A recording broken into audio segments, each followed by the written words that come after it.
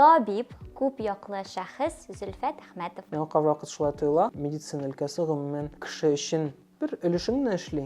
Сәламәтлек өчен. Күбесенчә статистика өчен без эшлибез. Статистика. Иң күп белгән һөнәрләр ул нәкъ менә врачлар һәм укытучылар. Кайбер кешеләрнең карьераларын йөгүтүчеләр булды. Шулай итеп отзывлар, комментарийлар белән. Икенче атнага киләм, миңа әйтәләр: "Гафу итегез, сезнең врачыгыз уволился. Ушел в отпуск с последующим увольнением." Мин дә шок. Без монда бүген чын барлыкта сөйләшәбез бит Әлбәттә. инде. Теге алдан Маскаларны салып атабыз. Камера эчендә сөйләшмибез бит инде. Табиб тиеш, табибтан сорарга кирәк, табиб бөтен кешегә тиеш. Мин гинеколог, акушер-гинеколог була алмаячакмын. Бөтен әниләргә, хатын-кызларга хәйкәл куярга кирәк. Ирләре хатыннарын шилләгән белмиләр. Ягъни уялып, Оялып, ябылып, ничектер нәрсә уйларлар, нәрсә әйтерләр.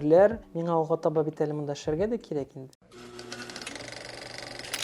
Сәлам. Сез Тасма проектын карыйсыз, я тыңлыйсыз, я карыйсыз дигәндәй, чөнки аны хәзер аудио стримингларда да тыңлап була. Минем каналым әлегә кечкенә, шуңа күрә лайклар куярга, язылырга онытмагыз. Бу миңа бик зур, ничек әйтим, поддержка терәк була.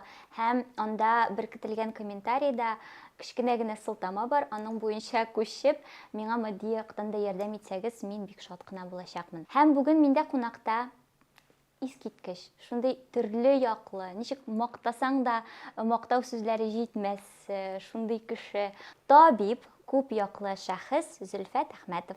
Сәлам. Алсу, сәлам, рәхмәт. Мин бик шат сине монда күрергә. Рәхмәт, чакыруың өчен Алсу, мин дә бик шат синең белән сөйләшергә. Мин язгач гаҗәпләндеңме, юкмы? Шуннан әйткәндә, әйе, минем өчен бу ничектер ят, беренче тапкыр диергә була. Шуңа күрә мин башта әзрәк каушап калдым. Аннан соң мин әйтәм, туктале, бу бит тәҗрибә. Һәм ризалаштым. Аралашыйк. Әйдә.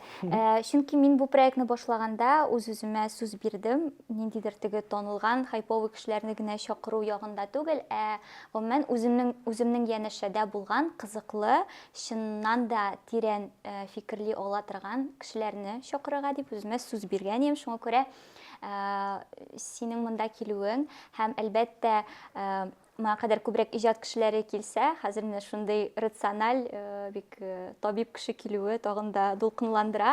Шуңа күрә әллә нинди дурацкий сораулар бирә башласам, син мине, пожалуйста, туктат. Шуңа күрә шулай да башлап карыйк. Башта үз-үзең белән таныштыр әле. Мин Зөлфәт, мин табиб булып эшлим. Шул вакытта укытам дагы, югары уку йортында КФУ. КФУда, КФУда. Алдан кайтып куясым килә, мин татарча сөйләшкәндә бәлки кайбер вакыт каушап калам, тотлыгып алам. Мин дә. Шуңа күрә ачуланмассыз, мин тырышам. Мин үзем Чаллыда үстем. Аннан соң Казанга күчкәч, Казан дәүләт медицина университетын тәмамладым 14-нче елда. Шуннан соң мин педиатрия факультетын тәмамладым.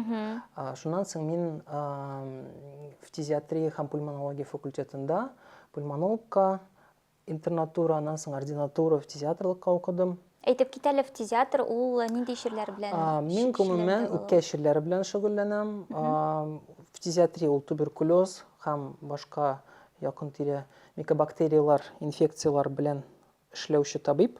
Пульмонология ул гомумән бөтен үпкә эшләре белән шөгыльләнүче. Монда төрле эшләр була. Шул саркоидоз, онкология, башка инфекция эшләре, пневмониялар була. Хәзерге вакытта эшлим туберкулезга каршы диспансерда эшлим. Республиканский стационарда. Шулай ук укытасың да? Шулай ук мин укытам КФУның фундаменталь медицина факультетында, эчке эшләр кафедрасында, шушы үземнең блогымда, блог типендә, шушы юнәлешемдә укытам. 5-нче сыйныфтан 5-нче курс студентлары белән эшлим һәм башка академия, университет ординаторлары белән дәген кураторство дип атала инде ул бездә кураторство.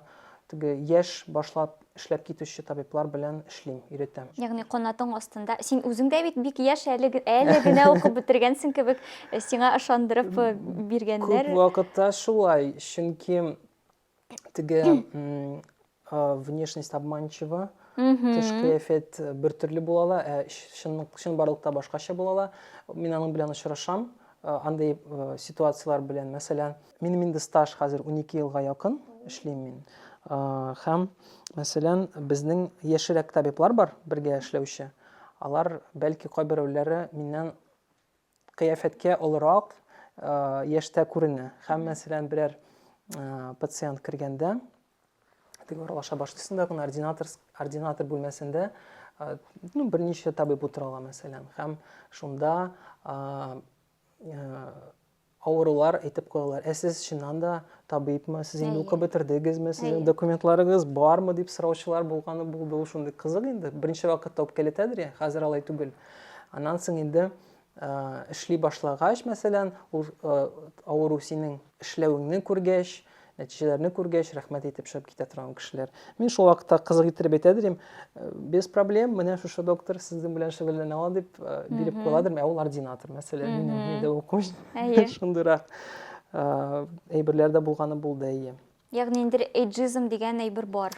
Әйе, бу бик актуаль тема. Тагын бер әйе, эйджизм дигән проблема ул бар. Ул төрле өлкәләрдә була. Һәм мин аның белән очрашкалаганым булды. Ләкин минем шул төсбиткә карап, кайвакыт ул тема мине узып китә.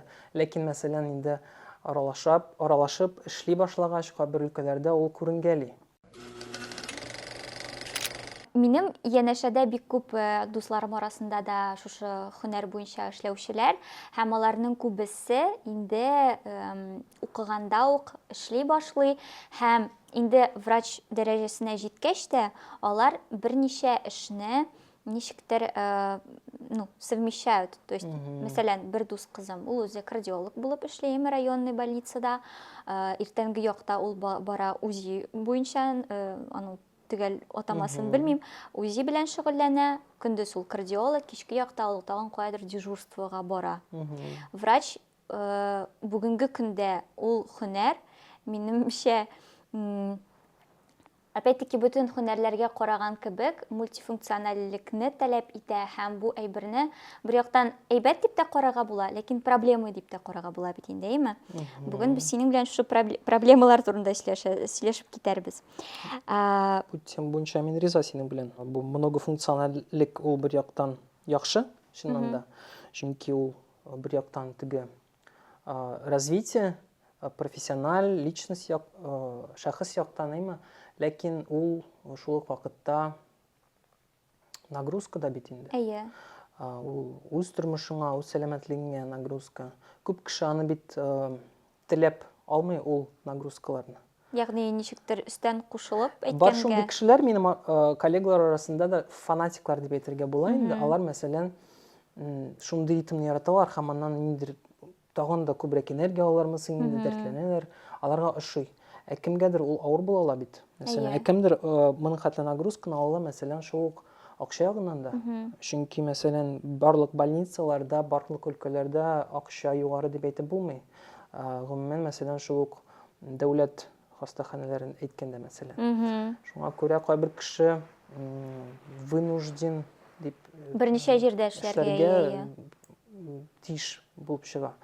Бу кызганыч, ләкин шулай бу ситуациянең плюслары да, минуслары да бар. Ул бер яктан сине стимуляция алга таба өйрәнергә, яңа һөнәрләр алырга, мәсәлән, аралашырга, коммуникация, мәсәлән, шул мульти специалистлар, алар бит, мәсәлән, монда да эшли, монда алган белемнәрен, тәҗрибәләрен башка өлкәдә куллана ала. Шуңа күрә ул движущий фактор дип әйтергә була инде. Моңа төрлечә карарга була. Ну, әйтик, мәсәлән, шул ук хирург, белмим, мәсәлән, ниндидер егет булырга тели суперский хирург, әйме? Менә аңа озак эшләргә кирәк, тәҗрибә җыярга кирәк. Но ниндидер обстоятельстволар аркасында ул тагын башка җирдә эшләп, үзенең шушы вакытын хирург юнәлешенә генә юнәлтер урынына тагын каядыр распыляция итеп тегендә монда чабып йөри. Хирургия турында сөйләшкәндә, мәсәлән, анда бит укуның үз юллары бар. Анда гади генә түгел бит, мәсәлән, хирургический профиль бар, терапевтический профиль бар.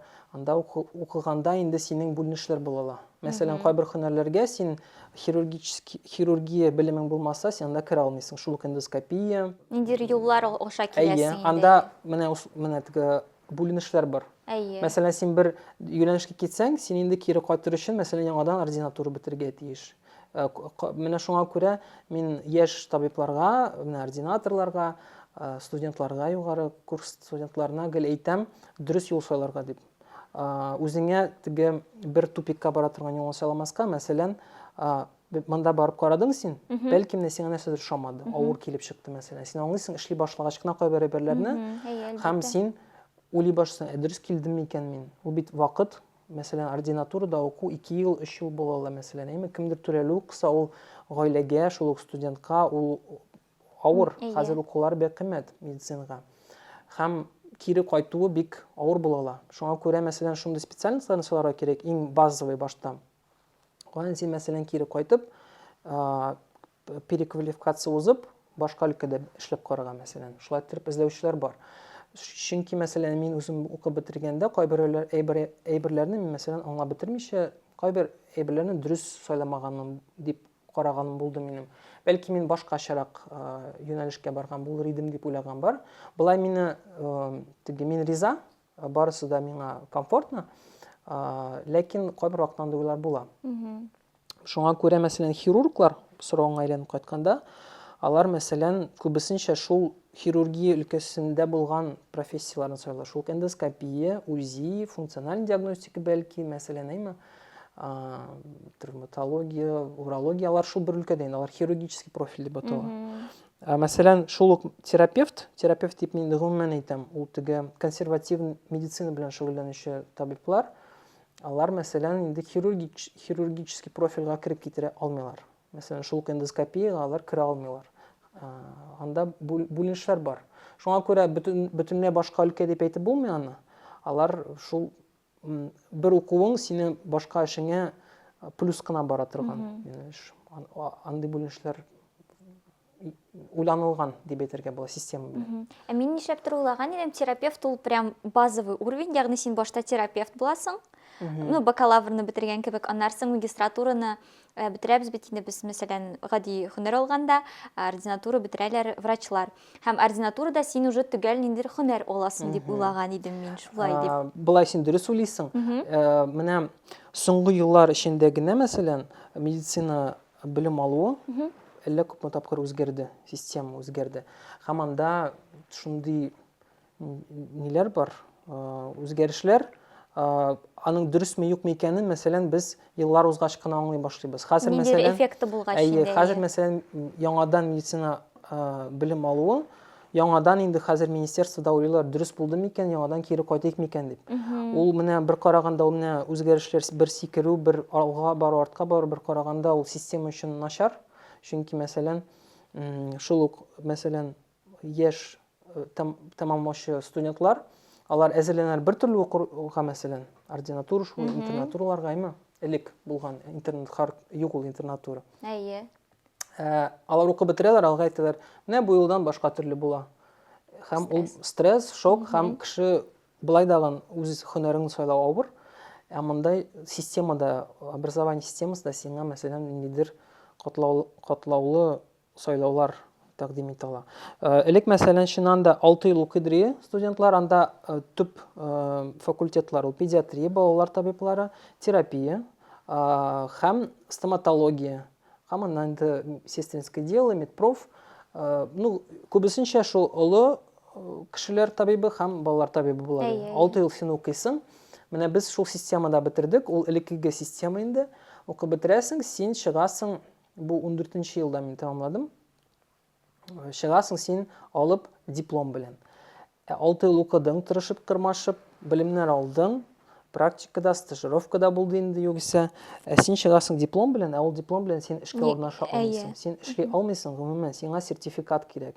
Сертификат бетерер өчен сиңа интернатура же ординатура темаларга кирәк иде ул вакытта. Интернатураны же ординатураны син сөйлисең инде менә кайсы өлкәгә син барасың килә. Күңелең тартканына Әйе. Менә шул вакытта менә күп табиблар мин бетергән вакытта ялгыштылар. Мәсәлән, аларга буладыр шул ук мәсәлән терапия буенча сертификат, интернатураны же хирургия буенча.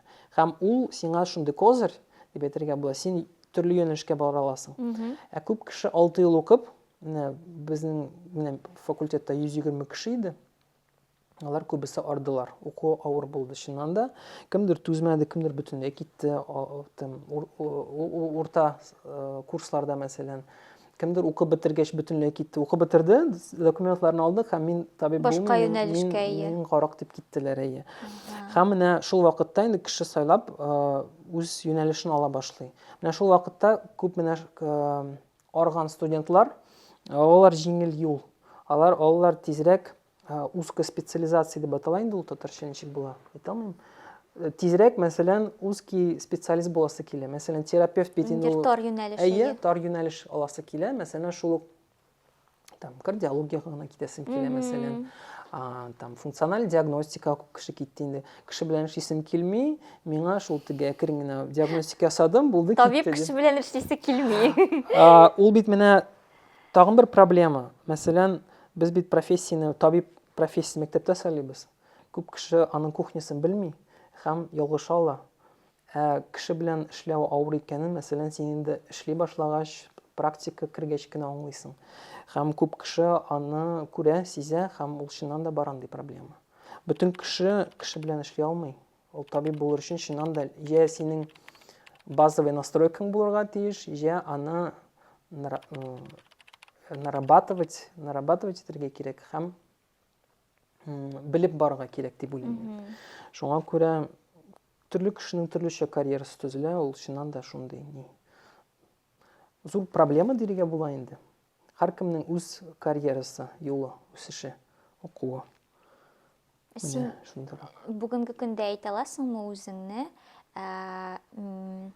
Мин менә гомер буе врач булып эшләргә әзермен дип, яки ниндидер бер, белмим, 35 яшь кризисына җитеп монда.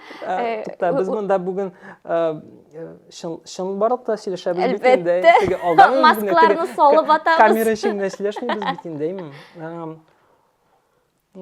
Минем җырлыйсы килә дип әйтәле Зөлфәт. Юк, җырлыйсы минем точно килми, чөнки мин җырлый алмыйм дип беләм. Аласың. Мин теге ваннада же концертта белән инде тавыш чыгарып селкенеп тора алам инде. Булай ни? Андый шырлар булды, чыннан да. Булды. Иң беренче ул эшли башлагач кына авыр була, беренче елларның. Аннан соң син тартылып кирип китәсең. Аннан соң инде эшләгәч, 5-6 эшләгәннән соң стабильность башлангачтан сиңа ничектер тоела башлыйдыр болото, бер урында торасың, алга таба нәрсә була, ничек кая барасың килә, шундый сораулар барлыкка килә башлый һәм шул вакытта менә сынмаска кирәк, уйларга кирәк. Барысын да теге үлчәүгә куеп, плюсларын, минусларын сайлап, тагын нинди юллар бар икәннәрен уйлап, ничектер юлны табырга була. Шул вакытта инде менә якында булган улы коллегалар, мәсәлән, җә синең ничек дип үрнәккә куйган кешеләр, табиблар, профессорлар, кафедральный сотрудниклар, мәсәлән, ярдәм итә ала. Шул кураторство. Мәсәлән, кураторство дигән термин ул әле күптән түгел кирип бара медицина өлкәсенә. Кураторство дигән отдельный һөнәр дә бар.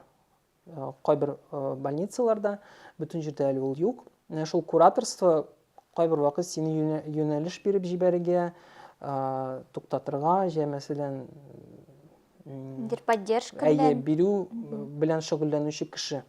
Ул менә бик мөһим. Ялгышмаска һәм дөрес юл сайларга ярдәм итүчеләр кирәк. Шуңа күрә коллектив һәм якын тирәдәге коллегалар бик мөһим. Ул бик важный фактор. Һәм акыллы руководитель, дагын акыллы заведующий, манда главврачмы, ул бик кадерле әйбер. Шуңа күрә мин күп коллегаларыма рәхмәтлемен, кем миңа кирәкле вакытта дөрес сүз әйтә белде, туктата белә. Туктата алды мәсәлән, мен булды мен бер чор, бөтенләй медицинадан китәм, гарык туйдым, ардым дигән вакытлар булды минем.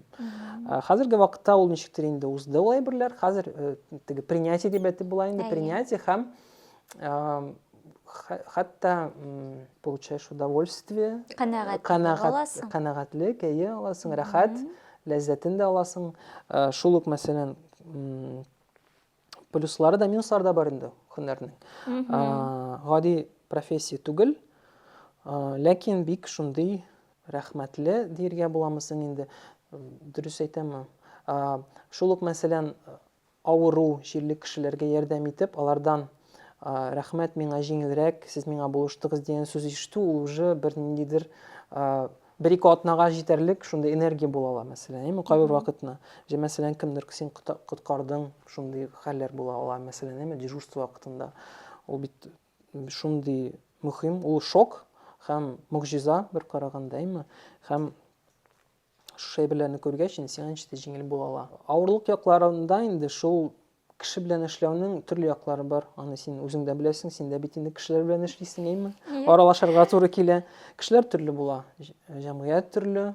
Мәсәлән, кеше белән, менә җәмгыять белән аралаша башламыйча, ул менә синең потокка кермичә, син кешеләрнең нинди генә кешеләр булганын, нинди ситуациялар буласын, син хәтта күз алдыңа китерә алмыйсың.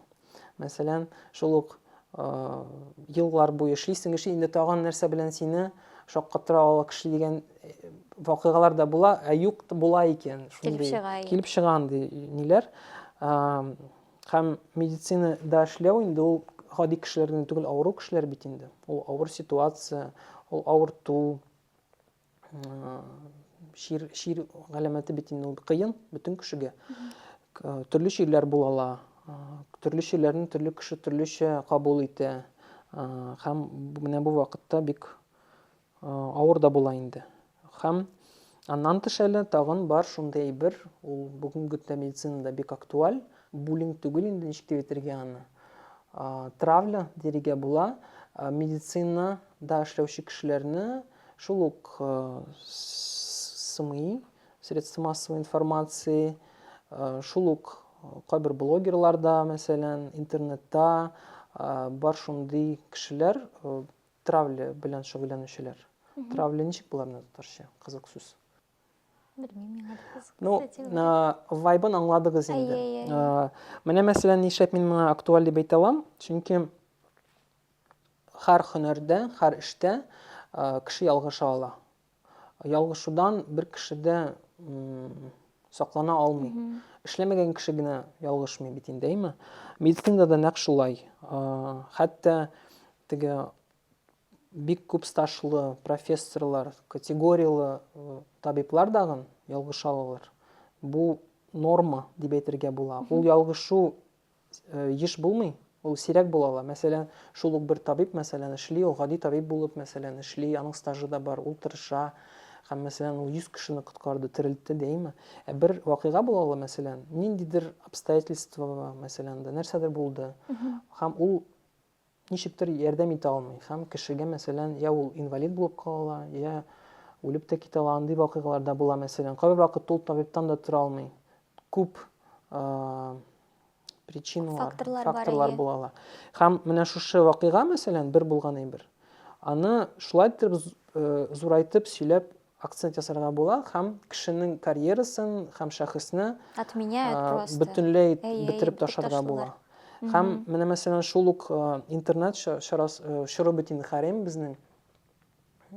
Ул менә комментарийлар, отзывлар, жалобалар дигән бер бик актуаль бит инде. Менә мәсәлән статистиканы карасаң да, мәсәлән, рәхмәт язучы кешеләр саны күпкә әзрәк, мәсәлән, шул ук негативный, обоснованный ул, необоснованный, ничек дөрес булганын, мәсәлән, обратная связь юк бит.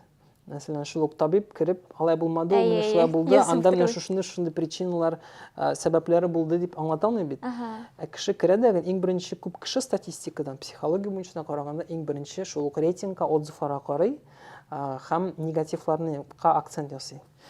Шуңа күрә, менә кайбер кешеләрнең карьераларын югытучылар булды. Шулай итеп отзывлар, комментарийлар белән кирәкмәгән, дөрес булмаган кайбер вакыт жалобалар язып, министерство, инстанция, бөтен инстанцияларга ачулар бар.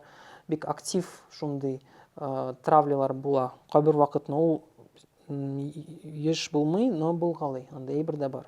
Шуңа күрә кемдер моны кабул итә ала, моның белән яши ала, мәсәлән, уздырып җибәрә ала, кемдер бөтенләй, мәсәлән, опускает руки һәм бөтенләй һөнәреннән баш тарта ала.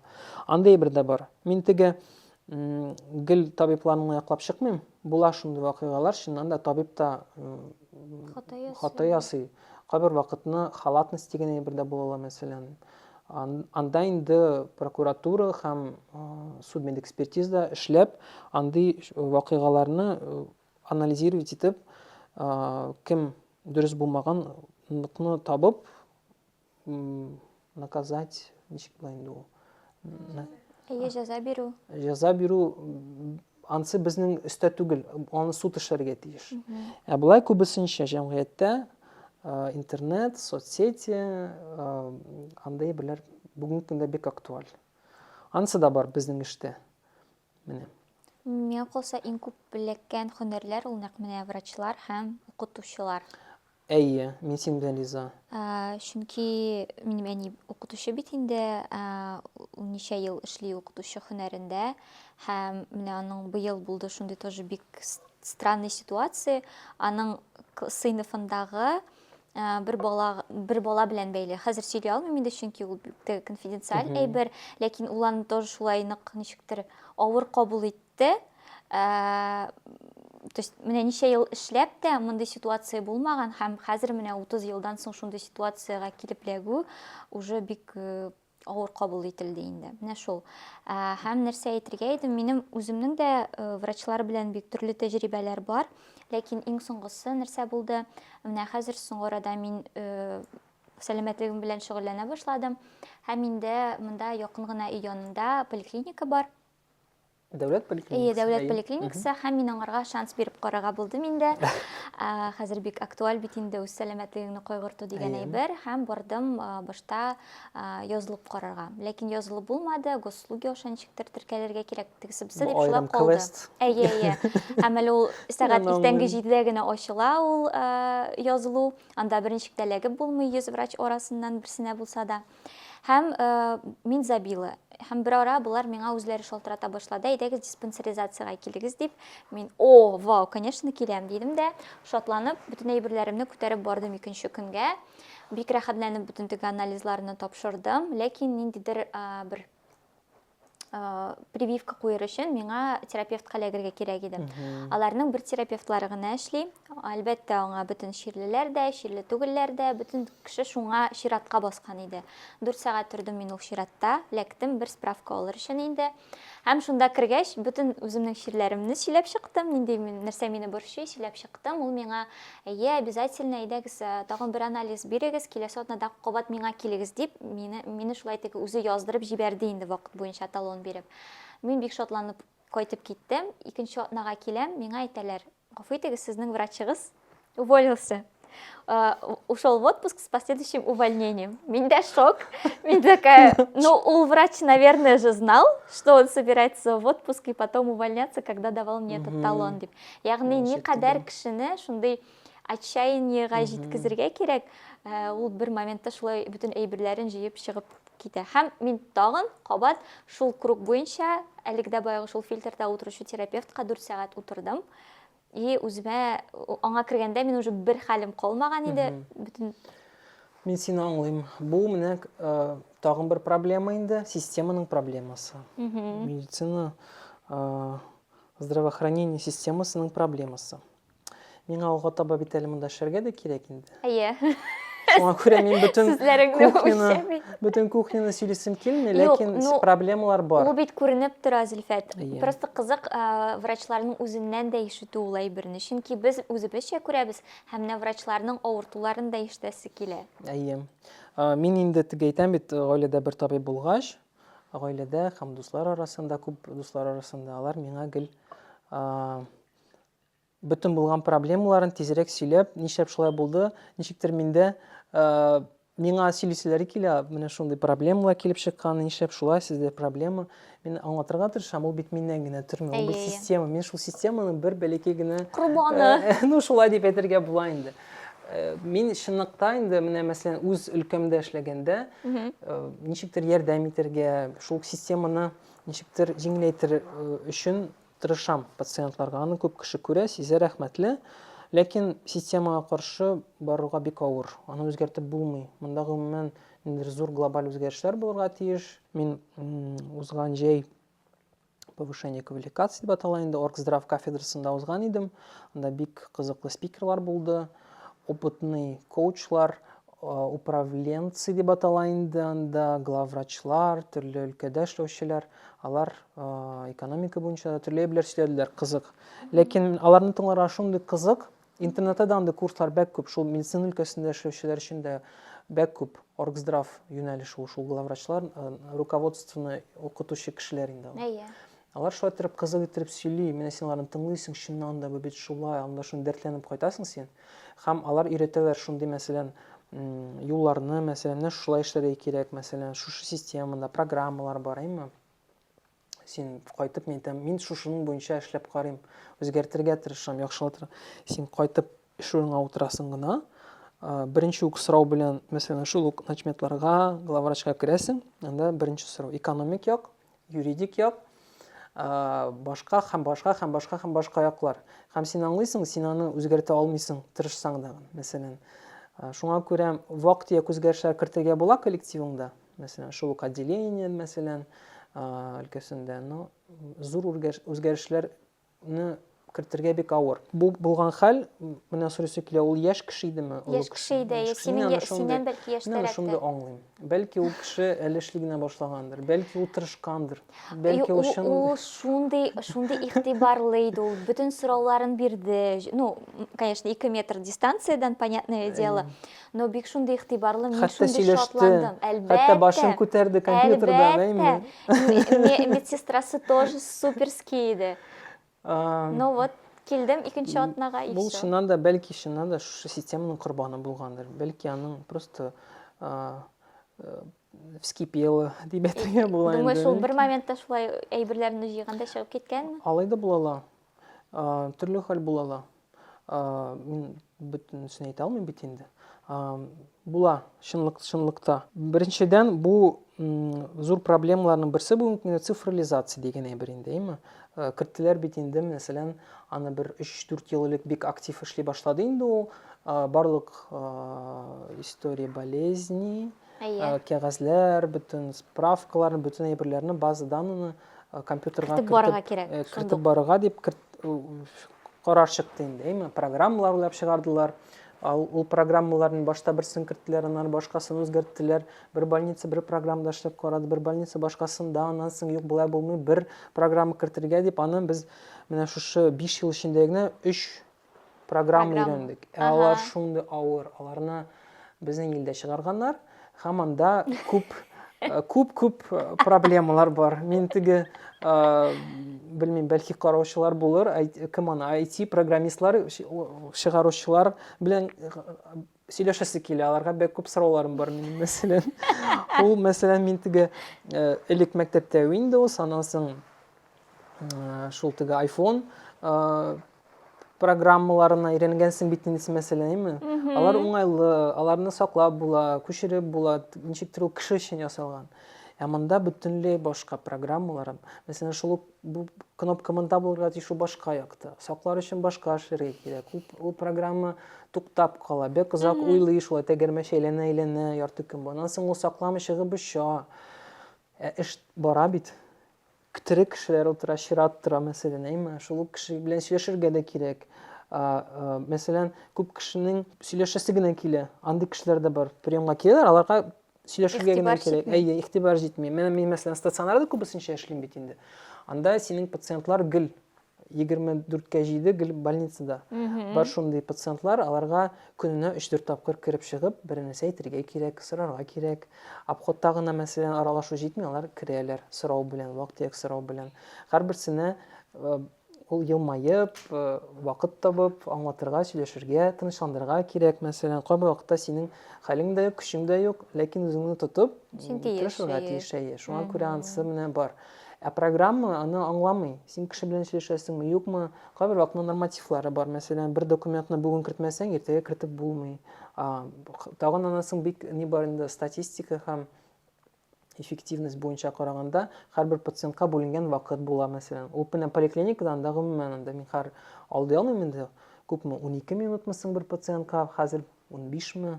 Бәлки ялгышамдыр, чөнки мин поликлиникадан күптән эшләмим. Һәм ул бик кызык миңа. Ничек менә 12 минут эчендә кәгазь документта тутырга кирәк, ансын әйтмәт итмәделәр. Компьютерда да тутырга кирәк. Ул туктаганмы, эшлиме ул компьютер, кәгазе бармы аның, электричество бармы, анысы мөһим түгел. Тутырылырга тиеш. Пациент белән дә сөйләшергә тиеш. Син анамнез җыярга тиеш, аннан соң пациентка Уйлап та өлгерергә аңлатырга, тиеш, уйларга әйе. анализ, диагноз куярга тиеш, предположительный диагностика ясарга кирәк, әйме? Аннан соң син кешегә аңлатып, лечение язып, рецепт язып, чыгарып җибәргә тиеш. Әле еще там больничный булса, әкәмәт анда. Шуңа күрә кем аны уйлап чыгара, ул бик кызык. Һәм менә шушы табибка әйләнеп кайтканда, бәлки ул берничә ел эшләгәндер, тырышкандыр һәм аңлагандыр. Монда эшләп булмый, минем түземлегем юк, мин монда 20-30 ел эшли алмаячакмын дип, бәлки ул гомумән башка өлкәгә киткән, бәлки ул IT-га киткәндер. Бәлки, белмим. Ну, юллары ак булсын дип теләп калабыз. Алла инде ярдәм без. бирсен, әйе. Уңышлар. Ләкин пациентларны аңлыйм. Шул вакытта табибларны да аңлыйм. Җаваплылык бәк зур. Бәк зур. Кешеләр белән эшләү, системада эшләү. Һәм отчетность, шул ук статкарталар, квартальный отчетлар, ярты еллык отчетлар, бер еллык отчетлар, статистика. Миңа кайбер вакыт шулай тоела, медицина өлкәсе гомумән кеше өчен бер өлешен генә эшли, сәламәтлек өчен. Ә күбесенчә статистика өчен без эшлибез. Статистика илдә, республикада булган статистиканы яхшыртырга, күрсәтергә кайбер вакыт, дөреслекне әйткәндә, тарттырып та куялар кайбер күрсәткечләрне. Шуңа күрә кызганычка каршы бу экономик белән дә бәйле, гомумән политика белән дә бәйле. Әйдә, тагын һөнәрнең психологик аспектларына да кагылып китик әле. Син әйттең бит инде, бер яктан, мәсәлән, буллинг белән встречаемся дип индеме, икенче яктан, мен калса, врач һөнәрен сайлаган кеше, ул беренчедән иртәрәк өлгерәдер дә, икенчедән тизрәк үз өстенә җаваплылык ала һәм өченчедән син көндә кешенең үлеме, кешенең хәсрәте, кешенең ниндидер аянычлы әйберсе белән очрашасың бит. Һәм бу әйберне ничек кенә теләсәң дә читкә алып куеп булмыйдыр миңа калса. Менә аның турында күп вакытта сөйләмиләр яшь табибларга. Һәм күп кеше ничектер бу профессияны романтизация итәргә. Ак халат дип кенә күрә. Ак халат ничектер, сериалда булган ничектер шундый романтизация дип атала булган инде бу ни. Шулай дип күрәләр бер төрле, мәсәлән. Ә бөтен кухнясы, мәсәлән, алар белеп бетермиләр һәм чын барлыкка эләккәч, аларның шок була. Ничек инде бу шулай, ничек инде миңа карата шундый мөнәсәбәт. Шуңа күрә мин студентлар белән эшләгәндә дә ген аларга күбесенчә шундый реаль практик примерлар күрсәтергә, аралашырга вакыт бирәм. Һәм алар күбесе шок катылар. Менә 5нче курс, югыйсә бит инде ул тамамлаучылар дияргә була. Бер елдан алар табиб булып чыга. Менә кире әйләнеп кайтканда система буенча әйттем бит, уку үзгәреп тора дип. Хәзер менә уку мәсәлән башка төрле. Хәзер инде 6 ел тамамлаганнан соң алар диплом белән дә чыга, сертификат белән дә чыга. Ләкин ул сертификат шундый ограниченный дип әйтергә була. Ул участковый терапевт я участковый педиатр булып эшләргә рөхсәт бирә торган сертификат. Һәм алар укуны тамамлаганда 6нчы курста экзамен бирәләр һәм аккредитация узалар. Первичная аккредитация, ул тагын бер шундый авыр экзамен системасы. Ул аккредитация дигәндә бөтен врачларның ниндидер теге стресс була инде, теге чәчләре кемнең үрә баса, кемнеңдер мурашкалары китә, калтырап тора. Ул Гиппократ вәгъдәсе бирү. Ой, юк, Гиппократ вәгъдәсе ул юкмы инде хәзер? Ул бар инде, ул формальность, ул инде традиция күбесенчә.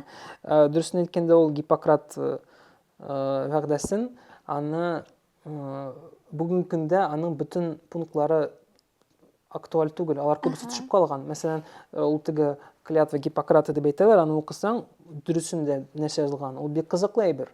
Анда күп әйберләр, мәсәлән, шул ук табибларга карата бик зур плюслар анда. Шул ук түләү бәясе, анда тормыш условиялары, анда нинди булырга тиеш шартлар, аларның бөтенесе язылган. Ләкин аларны алып ташлаганнар, бөтен җирдә табиб тиеш, табибтан сорарга кирәк, табиб бөтен кешегә тиеш, системага да тиеш. Җайлаганнар инде. Шулай иттереп. Байлаганнар. Шуңа күрә ул актуаль түгел. Һәм алар шушыларны экзаменнарны, аккредитацияларны биреп, инде передовойга чыгалар, эшкә чыгалар. Һәм менә мин аларны шушы соңгы елларда да, мәсәлән, инде күбрәк практика булсын дип аралашам, аңлатам, күрсәтергә тырышам. Һәм мин шаккатам. Мин менә инде хәзер 5нче ел була, студентлар белән эшлим, һәм мин һаман да шаккатам. Мин дә кафедральный кешеләр белән дә аралашырга тырышам. Нишләп аларның күбрәк практикалары юк? Кайбер әйберләрне сорыйсың, мәсәлән, сез менә моны уздыгызмы башка кафедраларда, факультетларда? Алар юк, без моны беренче тапкыр күрәбез, беренче тапкыр ишеттек, менә тотып та караган, күргән дә юк дип. Миңа ул ничектер моңсу тоела. Чөнки, мәсәлән, мин медуниверситетны бетердем. Һәм без укыганда башка төрлерәк иде. Мин барыбер чагыштырып әйтәм инде. Мин теге плюслары да бар, минуслары да бар һәрбер уку йортында. Шуңа күрә миңа кайбер әйберләр, мәсәлән, аптырата. Мин аны сорыйм, үзгәртергә тырышам. Шуңа күрә мин аларны шундый әзерлим. Шуңа күрә минемчә студентларга, мәсәлән, медицина факультетларына керүчеләр, уку йортларына керүчеләргә психологик отбор әзерләү булырга тиеш дип уйлыйм мин. Ничектер, чөнки бөтен кешенең менталь сәламәтлеге теге каты түгел, кемдер мәсәлән әзер булмавы мөмкин, әйме? Һәм ул авыр шул ук кеше үлемен, авыр хәлдә яткан кешене, мәсәлән, шул паллиатив чирлеләр булалар, мәсәлән, әйме? Алар белән эшләүдә бик күп энергия ала бит, авыр аны күрергә. Кемдер аны гомумән түзә алмый. Кемдер банально шул ук канны күрүдән калтырый башлый. Беренче стажировкага кергәч, мәсәлән, без хирургия кафедрасында, операционныйда күп кешегә авыр була, аңнарын югалталар. Югыйсә бит инде бу врач, ничек инде шулай дип. Юк, ул бар, андай бер бар. Шуңа күрә чынлыкта авыр. Моның менә ничектер әзерлек кешеләре булырга тиеш. Шуңа күрә, мәсәлән, Чаллыда да мин беләм, Казанда да бар. Кайбер мәктәпләр инде медицина укланы белән бар. Алар инде олы сыйныфларда ук, мәсәлән, шул ук практика, стажировка, эчке кухняларны, мәсәлән, күреп, шул больницаларга җөреп, алар өйрәнәләр әкренләп. Ул дөрес әйбер. Минемчә, ул төрле һөнәрләрдә шулай булырга тиеш. Әлбәттә. Син үзеңнең беренче шундый опытыңны хәтерлисеңме, тәҗрибәңне? Шундый индидер авыр әйбер. Уку вакытында дисеңме син? Уку вакытындамы, эш вакытындамы? Бар андый Бәлки ниндидер случайны сөйләсәң. Иң кызыклы авыр дип, мәсәлән, миңа шок түгел инде, бик нык тәэсир итте ул, мәсәлән, шул ук беренче моргка барып вскрытие карау, мәсәлән. Ул шундый тәҗрибә булды. Без инде теге анатомик театрда труплар белән уку вакытында анатомияны өйрәнгәндә күрдек, без аларны өйрәндек. Ләкин, мәсәлән, без аны аңлыйдык, бу уку экспонаты, ул элеккедән калган, мәсәлән, шул инде труплар, мәйетләр. Менә чынбарлыкта без, мәсәлән, шул ук эчке эшләр кафедрасында, мәсәлән, без бүгенге көнне практикага килдек, кеше белән аралаштык, обход вакытында сөйләштек. Икенче көнне ул инде без практикага килгәч, инде ул үлгән инде. Һәм без шул ук көнне аны моргка, мәсәлән, вскрытие яруга кирдек, безне керттеләр. Һәм без карап тордык, һәм безгә аңлаттылар, ни өчен шулай килеп чыкканын. Һәм менә бу минем өчен беренче шундый авыр тәҗрибә булгандыр, чөнки без кичә генә ул кеше белән аралаштык, сөйләштек. Ул исән килеш утырадыр.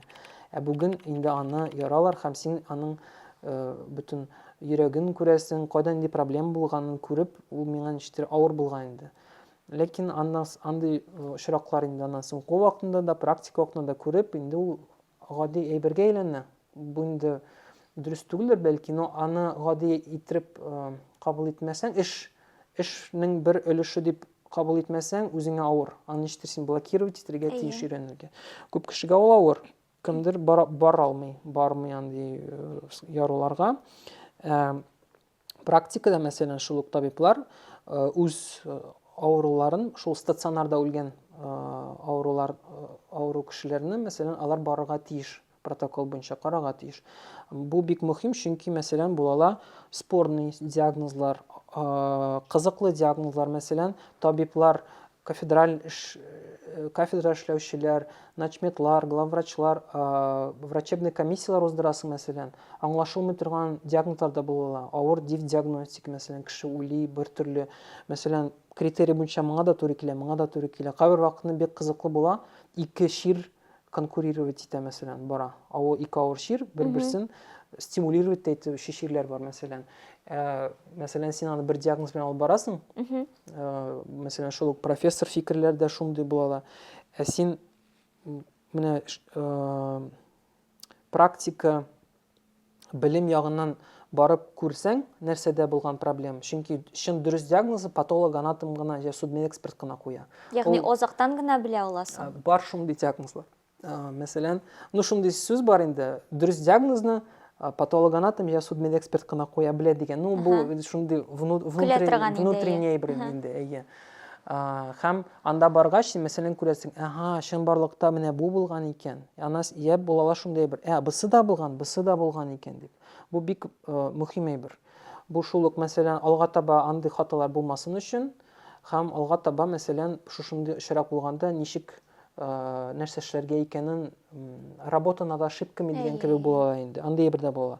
Булала, мәсәлән, спорный ситуациялар, шул ук, мәсәлән, конфликтный, юридик яктан проблемалар булала. Расхождение диагнозов булмасын өчен, мәсәлән, спорный вакытлар булганда, мәсәлән, врачка аңлаталар, менә сез монда ялгышкансыз, менә шулай дип күрсәтелә инде, мәсәлән. Бу инде судебный процесс булала. Мәсәлән, табиблар бер диагноз куеп барган, вскрытие вакытында башка диагноз булса, бөтенләй диагноз туры килмәсә, монда инде бу эчке тикшерү эшләре булачак. Һәм туганнар, якыннары ягыннан дагы претензиялар, судебный процесслар булала. Бу мөһим. Бусы уку вакытында булган бер хәл. Аннан соң тагын бер хәл булды миңа. Мин 6нчы курска укып бетергән хәтле, әле түгел кем буласымны аңлап бетермидем. Миңа психиатрия да кызык иде, урология да кызык иде, хирургия да, төрле һәрбер цикл узганнан соң, мен әйтәм, мин менә монда бармын дип уйлыйсың инде. Бер генә һөнәр булды, кая мин сразу әйтәм, мин монда бармыйм дигән. Ул акушерство, гинекология бу. Чөнки безне роддомда практикага алып бардылар. Һәм менә лекциялар узды, һәм менә беренче дәрестә дигәндәй, безне алып киттеләр отделениегә, родильный. Бала таба торган җиргә. Алып керделәр родильныйга. Күп Казанда, мәсәлән, күп больницаларда, аларда инде договор бар, шул ук уку йортлары белән клиническая практикующая база дип атала инде. Шул ук, мәсәлән, академия, университет, институтларның контрактлары бар. Мәсәлән, шул ук роддом белән, РКБ, күп больницалар белән контракт бар. Һәм пациентлар, мәсәлән, больницага кергәндә, информированное добровольное согласие дигән әйбер бар инде. Артта бик күп анкеталар тутыралар. Укымыйча да, күп кеше укымый. Анда укысаң да бик кызык әйберләр бар. Һәм, мәсәлән, шул практика вакытында булалар шундый хәлләр, мәсәлән, кафедраль эшләүче, практикующий врач алып килә студентларны, ординаторларны. Керә һәм инде ул чынлыкта рөхсәт сорый пациенттан. Мәсәлән, керергә ярыймы, безне һәр студентлар белән керәбез. Кайбер вакытны ул факт алдында гына куя. Мәсәлән, без хәзер студентлар белән керәбез, сезнең белән сөйләшәбез. Күбесенчә кеше риза түгел. Кемдер талаша башлый, кемдер әйтә. Югыйсә, документны ачып кисә, сез ризалык биргәнсез, кул куелган. Күп кеше ярар дип, кемдер күмән шатлана да әле. Студентлар килсә, ординаторлар бар шундый чираклар. Югыйсә, өйрәнергә кирәк бит, практика кирәк. Мин аңлыйм, мәсәлән, бөтенләй авыр, мәсәлән, мин риза түгел дигән кешегә без кермибез. Менә, мәсәлән, родильное отделениегә безнең укытучы керде, сорады, анда былай дагы ул хатын кызга бик авыр инде, тудыру вакытында име. Ләкин ул ничектер ризалык бирде һәм безне тезеп керттеләр шунда. Һәм мин анда менә бөтен стадияларны күрдем, һәм миңа шул вакытта авыр булды. Мин беренче тапкыр аңымны югалттым. Һәм мин шундан чыккач, мин әйтәм, мин гинеколог, акушер-гинеколог була алмаячакмын. Миңа бу бик авыр дип, мин шуны шаккатып чыккан идем. Һәм мин чыккач әйткән, мин бөтен әниләргә, хатын-кызларга һәйкәл куярга кирәк дип. Мин әйтәм, мин моны күрсәм, мәсәлән, мин бала тапмас идем дигән хәлдә чыктым мин аннан. Миңа ничектер авыр булды. Аннан соң инде тагын практика вакытында күргәч инде башка төрле карыйсың инде. Без аңа өйрәндек ничектер блок куясың дагы инде, настраиваешься, керәсең, һәм инде син башка төрле карыйсың ул практикаларга. Инде бу эш эмоцияларны алып куясың дип. Әкрен-әкрен аны үзеңдә чыныктырасың. Бер караганда син үзеңдә ничектер теге эмпатия, теге җылылыкны үтерәсең әкренләп һәм менә күзәтсәгез, якын тирәдә мәсәлән, шул ук күп стажлы, озак эшләгән табиблар, алар ничектер коры, кайбер вакытны шундый эмоциисыз шундыйраклар була. Бер караганда бу бик моңсу, ә икенче караганда бу защита инде. Бу алар шулай итеп эш вакытында, ул үзеңә каршы килү инде бер караганда. Шуңа күрә бик менә менталь йомшак, авыр кичерүче кешеләргә бу авыр була ала. Күп кеше шуңа күрә китә дә ала. Шуңа күрә менә шу ялгышлар булмас өчен алданрак мәктәптә, студент вакытта менә бу күреп, аңлап, дөрес юл сайларга кирәк дип. Менә шу әйберне кертеп эшләсә, система бик яхшы булыр иде. Бер сәбәп. Тагын ниндидер фикер әйтмәкче идем бу инде. Гомумән әйттем бу инде мин җавабын, әйме? Монда бу темага бик озак сөйләшергә була. Без инде монда теге сәгатьләр буе лекциялар укыйсы килми. Гомумән без теге Мин тыңлар идем. Миңа кызык, чөнки күбрәк иҗат кешеләре белән аралашкач, оказывается, охшаш яклары бик күп икән, чөнки менә уйлап утырам, хәзер журналистика белән медицинаның охшаш яклары күп, чөнки безгә дә бит инде иң баштан ук каләмне чарлау дип әйтәләр, инде практика узырга кирәк. Ягъни син теге укып чыгасың да, теория белән генә язырга өйрәнә алмыйсың син. Бер ягы шул. Әйе. Һәм икенче әйберсе ул шулай ук миңа кагылмады инде. Мәсәлән, ниндидер анда зур изданияларда эшләүче новостниклар, шул ук мәсәлән пожар вакытында, ниндидер авыр хәлләрдә барып репортаж төшерергә тиеш бит инде, һәм ул мәсәлән ниндидер пострадавший кешегә барып, аңардан комментарий алырга тиеш. Һәм син ул вакытта нинди йөзең белән шушы кешенең кайгысы турында сораша аласың. Подход табарга кирәк. Дөрес сүз сайларга кирәк. Менә шул әйбергә дә безне, өйрәттеләр дип әйтә алмыйм. Ничек аңлаталар? Просто әзер булыгыз дип аңлаталар иде инде. Но миңа Аллага шөкер практикамда андай әйберләр булмады. Кем белә дөнья хәлен. Миңа калса гомумән ниндидер базовый медицина, коткару әйберләрен һәркем белергә тиештер дип уйлыйм инде мин. Әйе. Ләкин белем ул бер хәл, практика бер хәл, стресс вакытында бөтенләй башкача була. Андый очраклар да булган булды. Мәсәлән, шул уку вакытында, эш вакытында да хәтта теге гади ситуациядә бик опытный, тәҗрибәле врач, мәсәлән, ниндидер стресс булды, ул бөтенләй югалып кала. Андый хәлләр дә була. Югыйсә, мәсәлән, була шундый хәлләр, теге була бит студентлар арасында шундый әзрәк пофигист, әзрәк, теге лайтоврак, ничектер көлбрәк караучы шундый кешеләр андый стресс вакытында киресенчә башкача үзен күрсәтә алалар. Алар ничектер җыеп, шулай итеп тиз-тиз менә шулай стрессустойчивость дигән әйбер дә бик мөһим профессиядә. Әйе, бу бар. Менә укытучы дигәннән минем гомумән укытучылар династиясе, әниләр, дәваниләр, бөтенесе апалар, укытучылар. Мин әнинең эшендә күреп, күп әйберләрне дә чагыштырган булып дөрес әйтәсең. Кеше белән эшләү, аралашу, сүз таба белү, подход табу бик мөһим. Аннан соң минем әни журналист булып эшләде. Журналистикага күчә ул аннан соң һәм анда мин бәләкәй чакта аның белән эшкә, съемкаларга йөргәләгән булды һәм карыйдыр ничек әни шулай үзгәрә. Мәсәлән, өйдә бер төрле, юлда бер төрле барасың, ул менә ситуациягә кергәч, ул башка төрле җыелып сорау бирә, мәсәлән, сүз таба белә, төрле уровеньдагы кешеләр белән аралашырга төркә бездәге кебек, мәсәлән, шул ук гади авыл абый апалар булала, заводта эшләүчеләр булала, шундый мафиозниклар булала, да, булала бизнесменнар, чиновниклар булала, төрле кеше булала гомумән.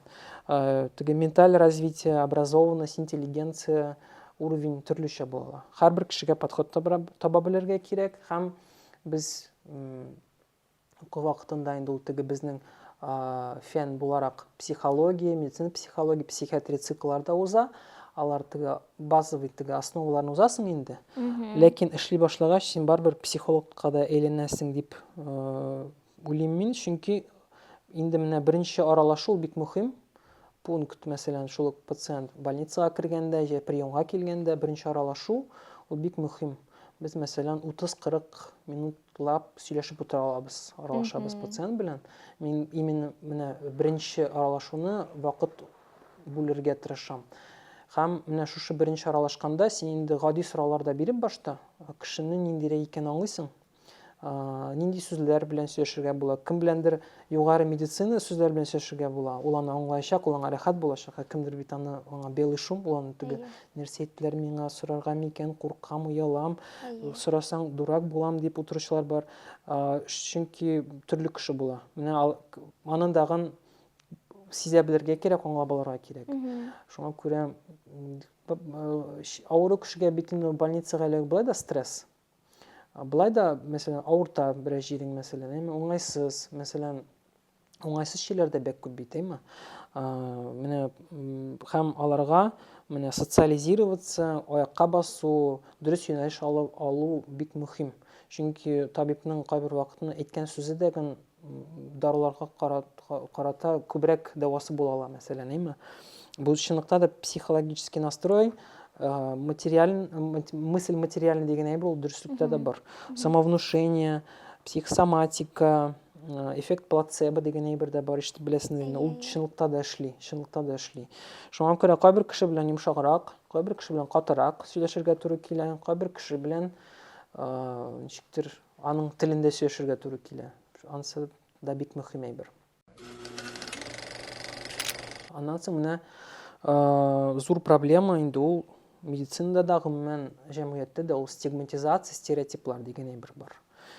Гомумән бу инде зур блок инде сөйләшә башласаң. Гомумән әйткәндә, стереотиплар күп вакытта бик начар нәтиҗәләргә китерәләр. Стереотиплар ул бит инде менә кеше нәрсәдер буенча ниндер ул аны белми, фикер йөртә. Ул аны каяндыр бәлки ишеткәндер.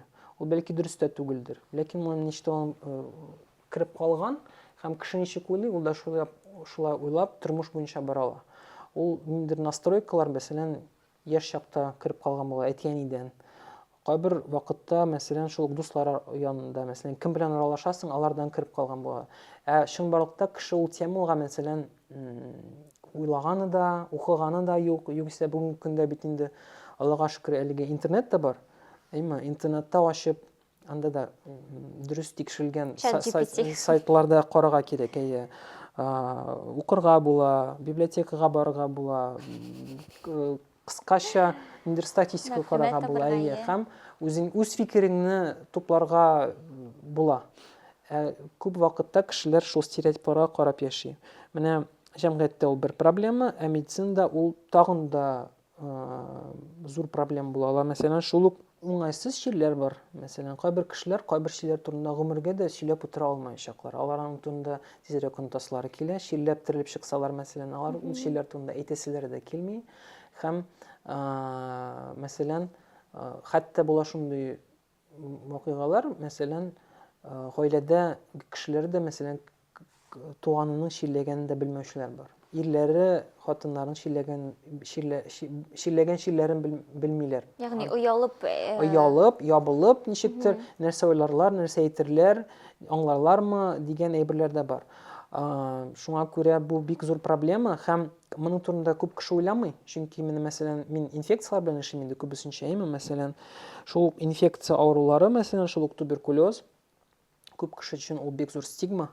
Һәм аны кеше ничектер менә статистикага карасаң, урамга чыгып, мәсәлән, бер кайда, гомумән медицина ят кешеләрдән сорасаң, алар аны ничектер күбесенчә ничектер негатив һәм җирәнеп кабул итәләр. Это же заразно. Әйе. Да. Бу жерден бер кеше дә не застрахован. Бу кеше социаль статустан да, возрасттан да, бер нәрсән полдан да, бер нәрсәдән дә ген тормый. Моның белән любой кеше чили ала. Һәм менә мәсәлән мин шул туберкулез примерно алып әйтәм, андый чиләр күп, мәсәлән, күп андый. Шул инфекцион профиль, мәсәлән, проктология турында бер кеше сөйләмәгән, проктологка барып бер нәрсәгә лечить иткән мәсәлән, әйме? Тагын нәрсән, урология, гинекология буенча да проблемалар була ала. Ничектер кулуарны между собой якын кешеләр белән аралашып әйтеп була ала. Югыйсә мәсәлән, кешеләр шул туганнар, дуслар арасында аралашып, мәсәлән, мин шундый чир белән очраштым. Мин аны белмәгән идем, мәсәлән. Белгән булсам, мәсәлән, мин булай итеп итмәгән, ничектер, эшләмәс идем, страховаться иткән булыр идем, мәсәлән, андый белер бик күп. Менә мәсәлән, кешеләр сөйләшсәләр, аралашсалар, аның турында кеше белер иде һәм бер кеше мәсәлән 3-4 кешене саклап кала алыр иде. Бу бик мөһим. Һәм менә шул үпкә чирләренә кайткач, мәсәлән, менә шул бер кешегә диагностикалар узгач, анда бөтен анализлар килгәч, кешегә туберкулез диагнозы дисәң, кешегә шок була. Алар ничек инде, менә мин гел күзәтәм аны, миңа бу инде шундый социальный пункт, монда психологиядән инде научный диссертация язарга була. Кешеләр ничек реакция бирә бу сүзләргә. Бу кайбер вакытны, көләргә дә җыгаргамы икән дип тә белмисең. Һәм кешеләр бик төрле реакция бирә. Кемдер моны күбесе әйтә, ничек инде миндә менә мондый чир була. Ул бит инде ничектер менә теге социаль түбән социаль слойларда була торган чир, пешрак чир дип әйтүчеләр була. Ул чынбарлыкта алай түгел. Һәм менә кеше шушы чир белән очрашкач, шул стереотипларында яшәгәч, ул антында белмидән ничек икән. Аңа шул диагноз дигәч, ул кешегә гади авыргына түгел, әниндер шундый давление, кеше нәрсә әйтер, кеше нәрсә уйлар, ничек була анда ситуациялар була, мәсәлән, диагностика. Әйтәм бит инде бездә төрле чирләр белән ята кешеләр, мәсәлән, түгел башта әйтеп булмый, нинди чир бу. Бездә диагностика отделениесе бар, анда, мәсәлән, онкология да була, саркоидоз да була, гади пневмония да була, типичный да була, шул грибковые заболевания, татарча шулай була микән белмим. Була инде, һәм анда озак иттереп диагностика юлы бара. Һәм шул вакытны, мәсәлән, кешегә инде башта әйтәләр, сездә бәлки ул онкология була, яки мәсәлән туберкулез, ике чир дип әйтәсең инде. Әзерлисең моральны. Кешене әзерлисең, диагностика, гистологияларны көтәсең һәм результат килә.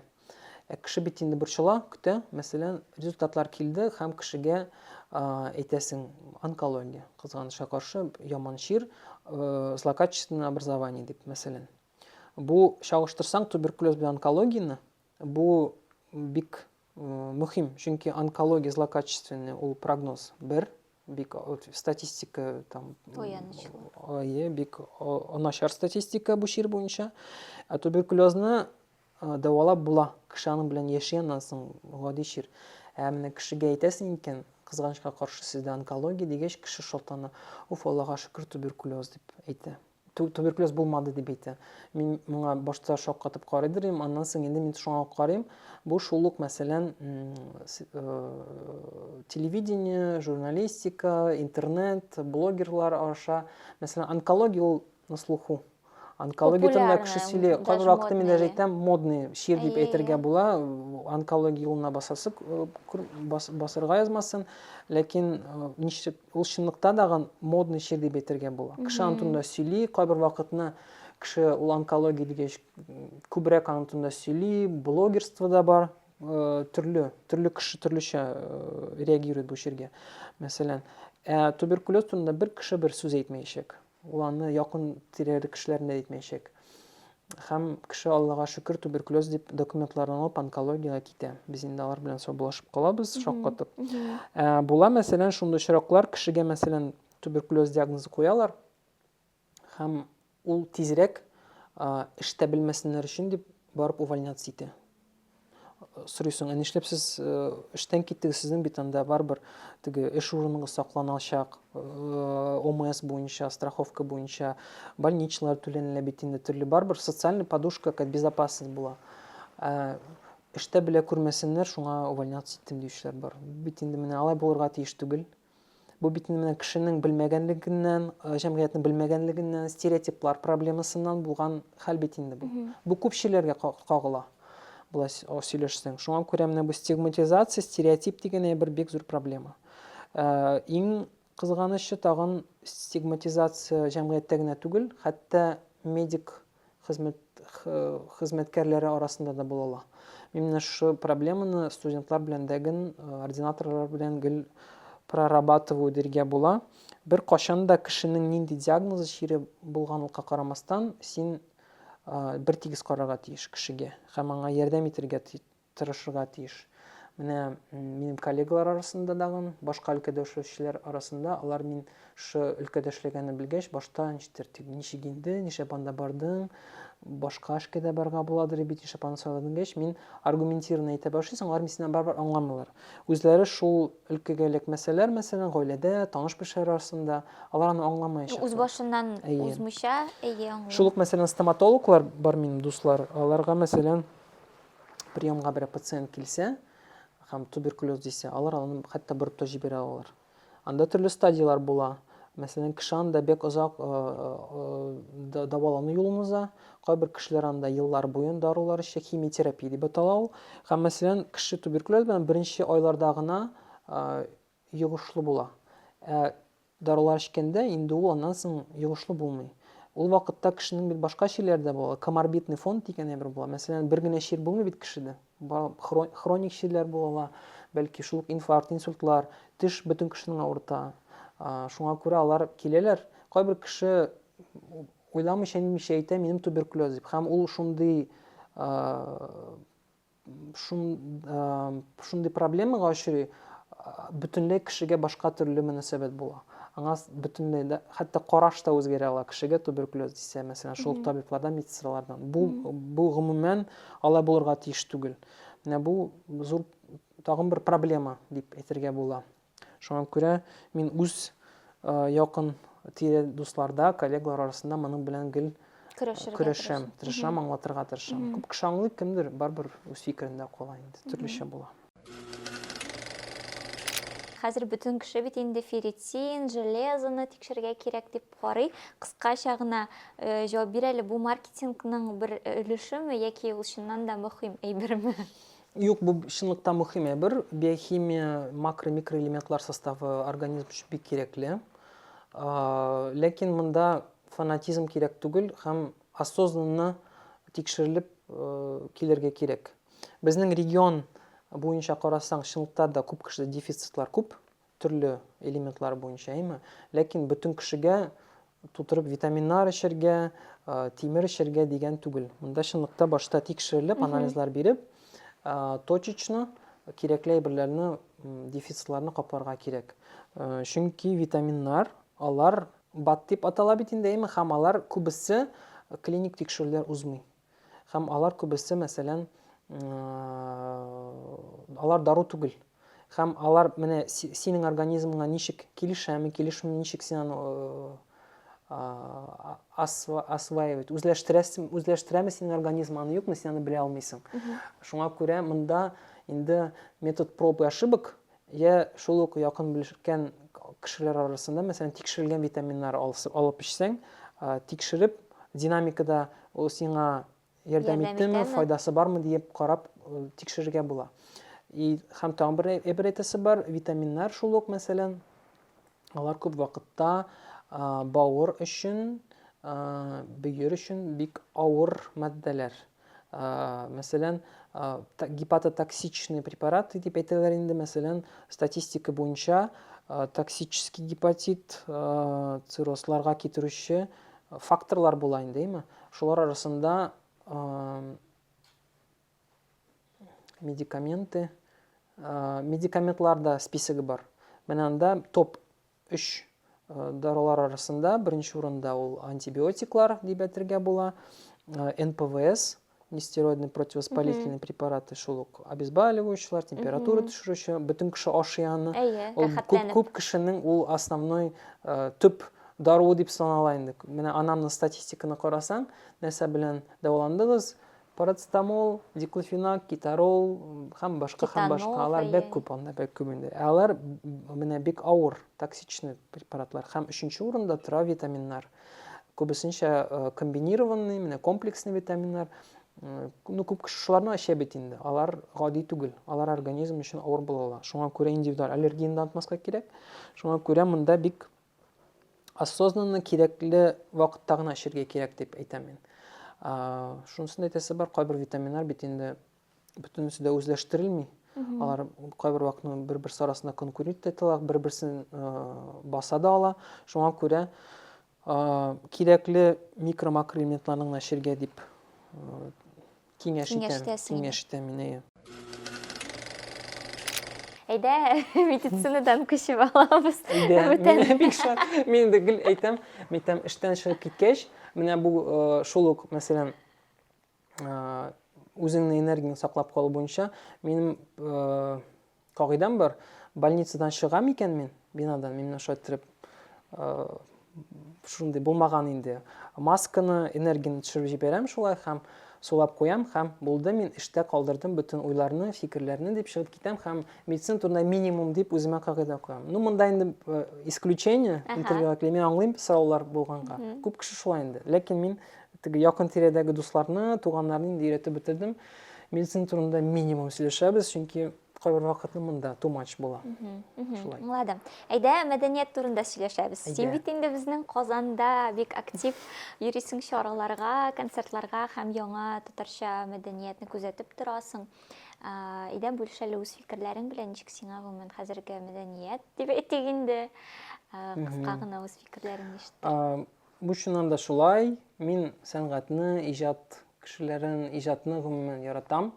Бу минем өчен бер шундый отдушина, ничек әйтергә була инде, спасение, коткару дип әйтергә була. Мин менә шушы ук эштә булган проблемаларны, эмоциональ яну, выгораниены, эмоциональ выгораниедан саклану дип әйтә алам.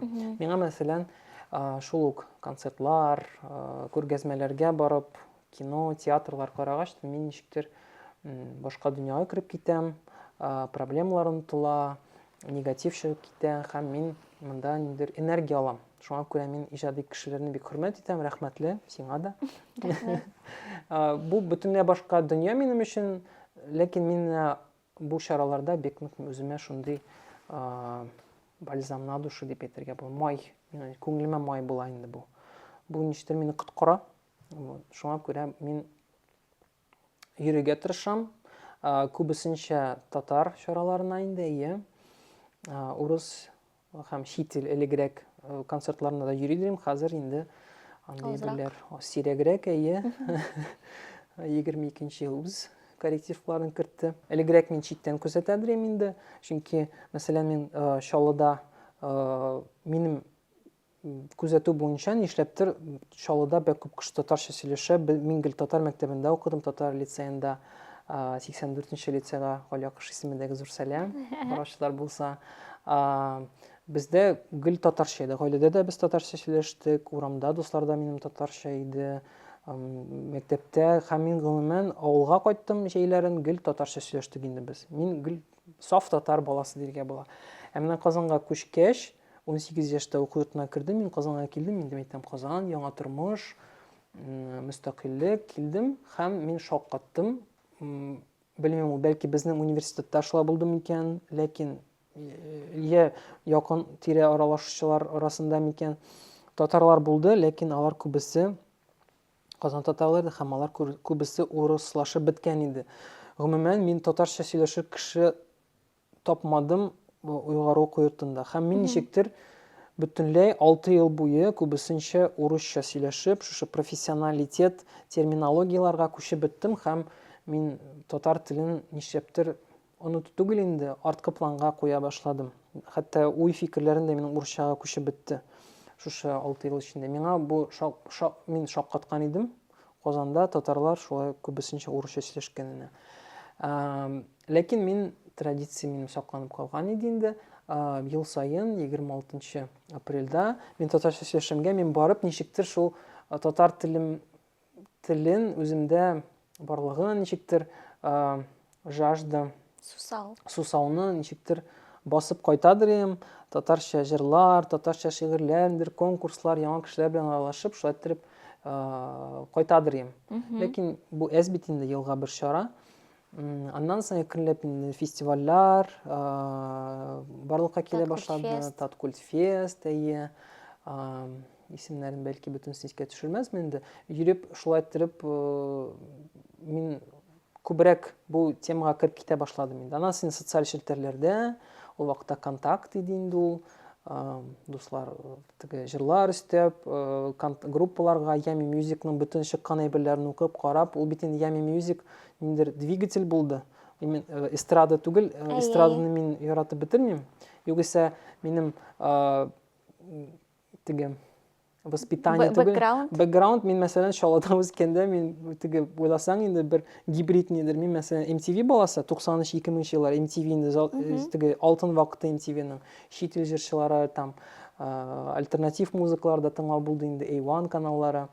Аннан соң һәм өйдә әниләр, әтиләр тыңлыйлар иде. Радио татар эстрадасы база инде ул безнең. Һәм аларны тыңлап, булар карасаң инде шиза кебек, ләкин мин тегесен дә яраттым, бусын да яраттым. Шуңа күрә ул сынып калды, ләкин инде мәсәлән син үсә башлагач, ул менә мәсәлән шул студент чакларда эстраданы мин гомумән тыңлый алмый башладым. Ул бер төрле музыкалар, бер төрле синтезаторлар, җырның темалары гел бер төрле.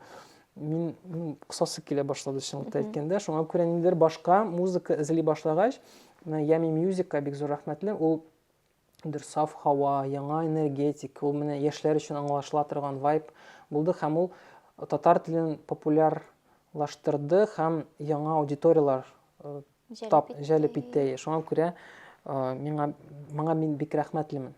Соңрак инде аннан соң эшли башлагачтын татар теле миңа әйләнеп кайтты. Ничектер тагын бер козырь в рукаве дип әйтергә буламы инде. Тагын больницага әйләнеп кайттык. Шул ук мәсәлән коллективта татарча сөйләшүчеләр әз. Югыйсә медицинада татарча сөйләшү авыррак, терминология мәсәлән. Ләкин килә мәсәлән шул авылдан килгән абый-апалар, әби-бабайлар, алар татарча белмәгән, татарча гына сөйләшәләр. Урысча аңлап бетермиләр. Аларга мәсәлән тиз аңлаталар, аңламыйлар. Аларга килеп бер-ике җөмлә сүз әйтсәң, аңлатсаң, алар инде шулай итеп шатланалар, реп китә. Минемчә алар аннан соң терлә дә башлыйлар тизрәк. Шуңа күрә ул менә татар теле миңа файдага килде. Аннан соң инде зур бер юнәлеш булды инде шул ковид вакытыннан соң 22 елда бик күп зур үзгәрешләр җәмгыятьтә барлыкка килде һәм монда мин бик рәхмәтлемен Гүзәлгә. Гүзәл Әхмәтгәрәй, Урман татар, зур сәлам, яратабыз, сагынабыз. Аның белән аралашу бик кызык. Без аның белән дуслар дип әйтергә була инде.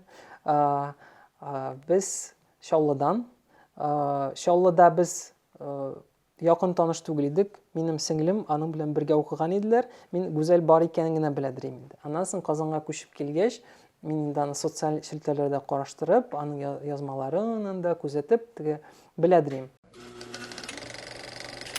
Менә кызык, син сәгать 6-да ничәдә кайтып китәсең эшеңнән, аннан соң ничек син ял итәсең һәм тагын башка хоббиларың синең нинди концертлар булмаган вакытта дип әйтик инде. Минем эш сәгатьләрем кыскарак. Гади табибларга карата инфекция булганга мин 3-ләрдә тәмамлыйм эш көнемне. 3-тән соң минем студентлар була. Укыту. Шуннан соң 6-ларда инде тәмамлыйм эш көнемне. Һәм 6-дан соң энергиямны тутырырга ярдәм итә фитнес. Мин яратам фитнес-клубка йөрергә. Бу бик мөһим. Сәламәтлек өчен дә, менталь сәламәтлек өчен дә, эмоциональ янудан бик нык ярдәм итә.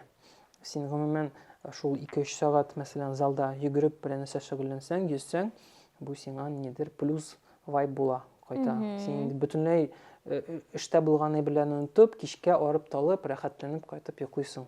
Бу бик зур пункт. Соңгы арада гына әзрәк йөрмәдем, ләкин бу кышны әйтергә була. Фитнес кар көрәү булды. Ишек аларында бөтен җирдә машина батып кала. Аннан соң мин яратам бит инде музыка, мин коллекционированиегә кіріп китәм. Мин винил пластинкалар яратам.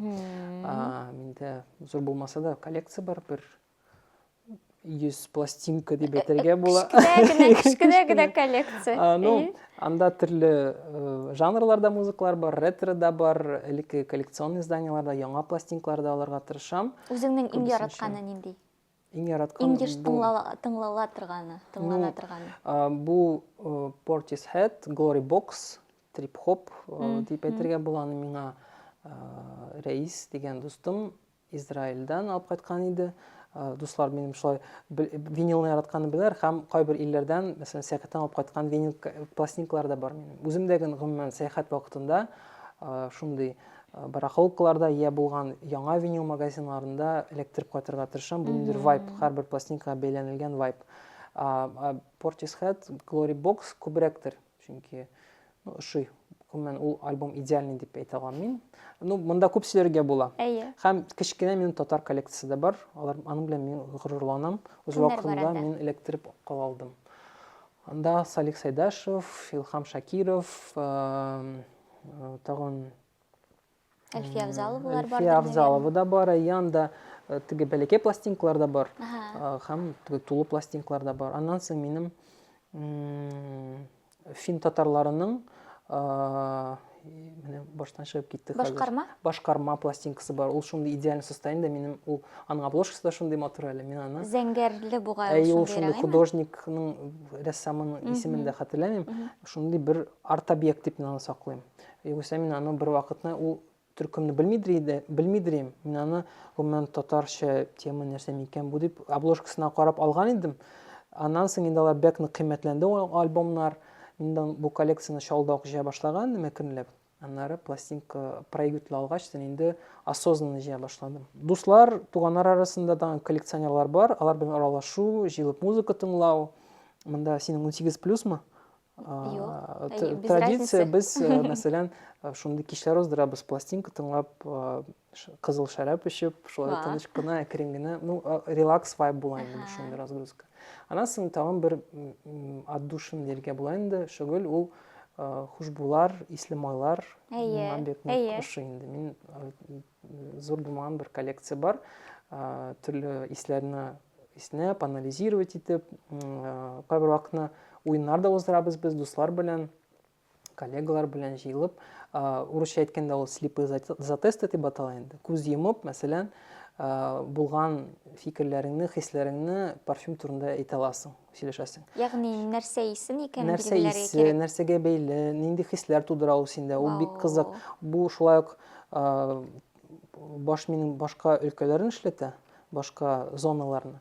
Һәм бу бик мөһим. Чөнки күп вакытта тагын стереотипларга әйләнеп кайтабыз. Күп кеше форм-факторга, внешность, бренд, ценник бәясенә карап алдан ук, мәсәлән, үз фикерен әйтә ала кайбер әйберләргә. Хушбуйлар белән сөйләшкәндә дә шулай ук. Мәсәлән, кеше, мәсәлән, уже брендны белеп, бәясен белеп, бу шулай, без шулай дип әйтә ала. Гади, мәсәлән, брендларны, мәсәлән, бу минусы бает не очень дип. Чынбарлыкта миндә төрле хушбуйлар бар. Затлы, юн, төрле альтернатив брендлар, бәләкәй брендлардан да бар, мәсәлән, һәм аларны менә күрмичә иснәгәндә кеше фикерен тыңлаганда син шок катасың. Кеше, мәсәлән, бөтенләй булмаган әйберне ишетә ала, башка әйбергә бәйли ала. Аннан соң флаконын күрсәткәч, ул шок катып карый аңа, һәм бу шундый бер кызык эксперимент. Бу да ничектер проблемалардан сине алып китә һәм позитив энергия бирә торган әйбер. Шакырәле мин шундый берәр вакыт пробаларга дип әйтик. Берәр нинди вечеринка оештырып, дусларны чакырып, кич уздырасы килә.